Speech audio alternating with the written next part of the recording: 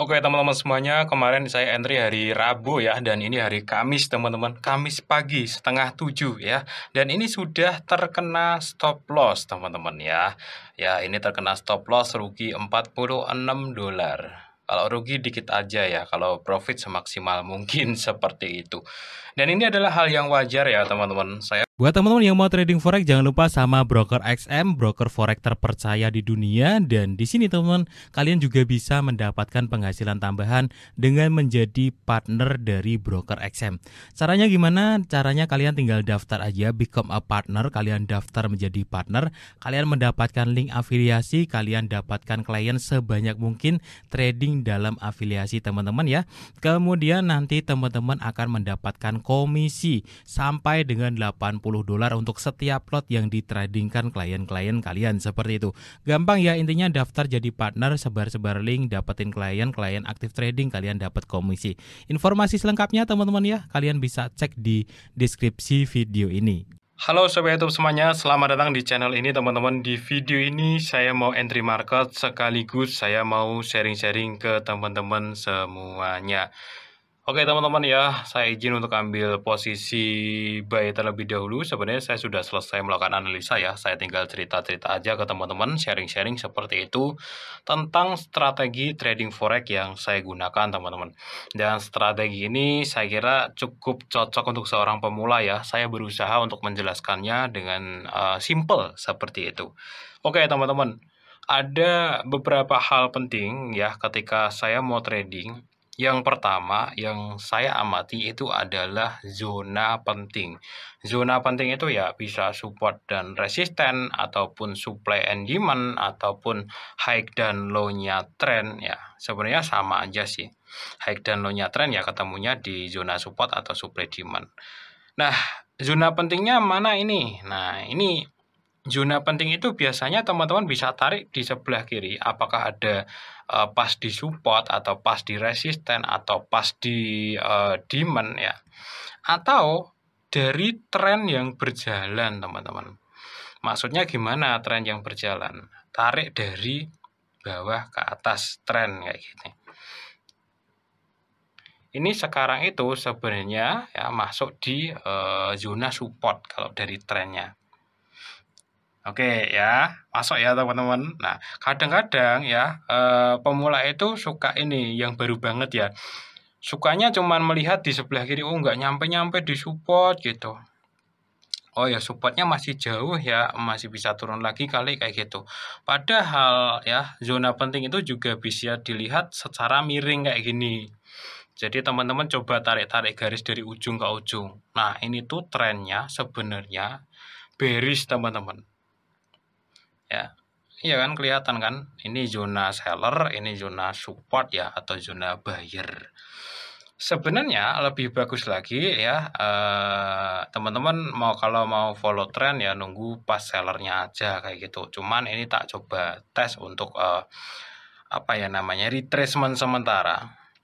Zona penting yang pertama, dia di area support. Yang kedua, pola candlestick-nya di sini sebenarnya signalnya buy. Di sini sempat ada signal buy sekali ya, engulfing, bullish engulfing, turun sebelahnya naik tinggi ya. Cuman nggak langsung naik dari sini, ternyata butuh retest ya. Ini sebenarnya sudah ada retest teman-teman. Ini bagus ya, dia bisa biasanya benar-benar siap untuk naik kalau retest kayak gini. Drop bentuk support sekali, kemudian naik, dia nguji sekali lagi. Nah, di sini teman-teman itu ada signal buy lagi ya. Ini di sini ya sebenarnya, cuma tak pinggirin dikit ya biar kelihatan. Nah, ini ada doji sebelahnya dibuka naik atau hammer, terserah mau sebut doji atau hammer. Sebenarnya lebih mirip hammer, cuman atas bawahnya kayak ini mirip doji ya. Saya miripkan ke doji aja.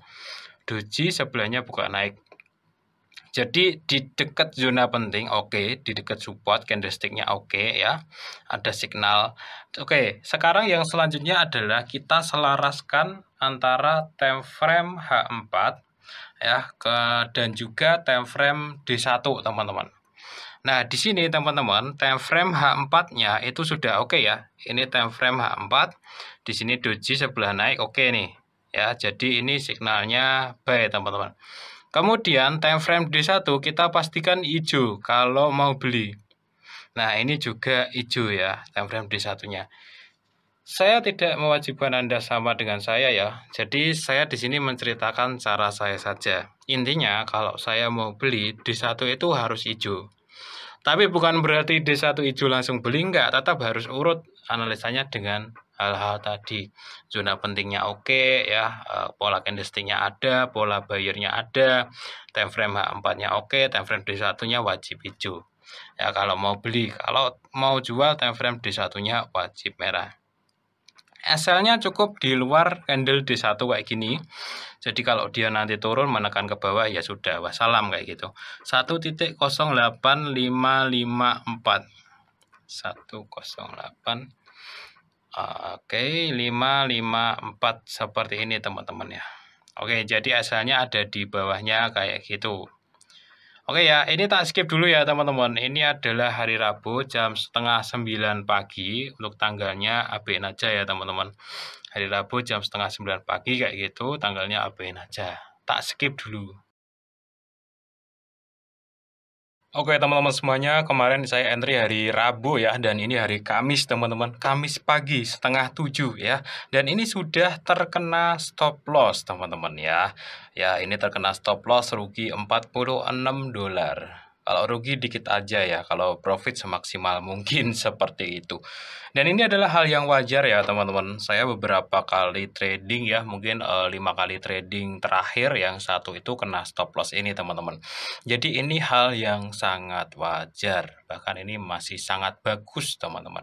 Kadang-kadang itu 5 kali trading bisa yang dua kena stop loss juga bisa kayak gitu. Kadang-kadang 10 kali trading yang 4 kena stop loss juga bisa kayak gitu.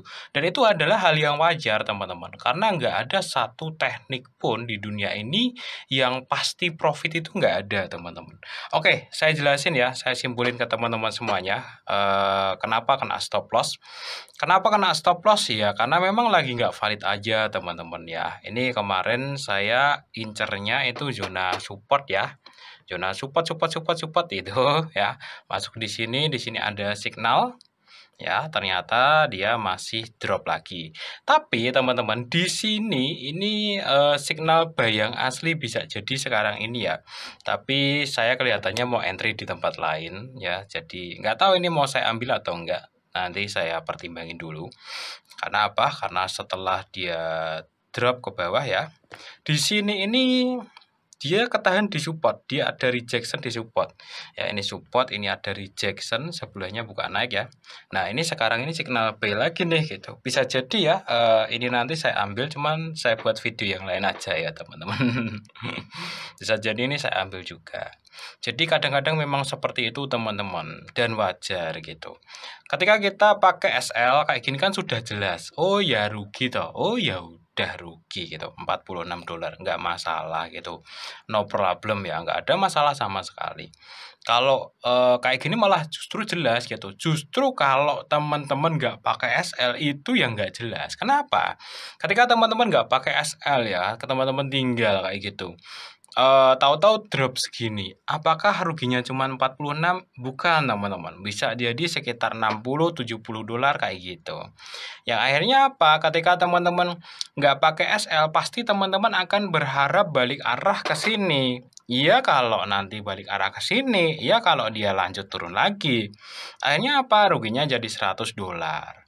Ya, akhirnya apa? Langkah selanjutnya orang-orang yang nggak pakai stop loss dia buy lagi di bawahnya.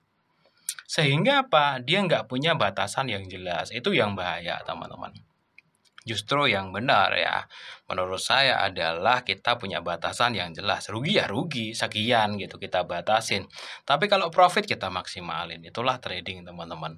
Jadi ya kita berusaha ya teman-teman, berusaha untuk meminimalisir kerugian dan memaksimalkan keuntungan. Itulah trading. Kita pasti menemui keduanya, antara rugi dan untung itu pasti keduanya bakalan kita temui. Apakah pasti untung? Enggak. Apakah pasti rugi? Enggak. Pasti kita temuin keduanya. Nah, tugas kita adalah mengontrol kedua hal tersebut, teman-teman. Kalau rugi kita batasin berapa, kalau profit kita maksimalin. Kayak gitu, teman-teman. Oke deh, nanti kita lanjut lagi ya untuk praktek trading yang selanjutnya. Video ini sampai di sini dulu ya, teman-teman.